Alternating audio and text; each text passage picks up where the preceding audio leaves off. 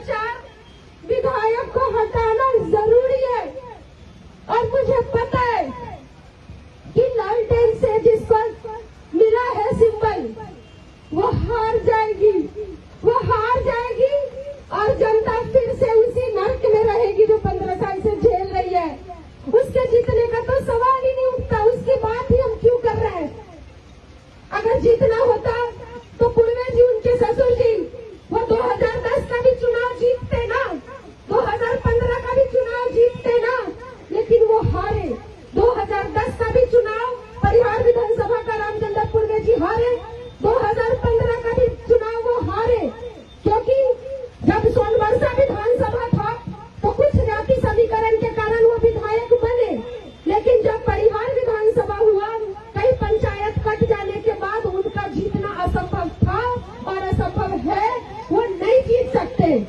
अगर वहां से कोई जीत सकता है बीजेपी के अलावा, तो वही जीत सकता है जो जातीय समीकरण की सीमा को तोड़ दिया हो और सबके दिलों में बसने का काम किया हो, बिना जाति पाति धर्म भेदभाव को देखे बिना एक होकर के परिहार के लिए खड़ी रही हो।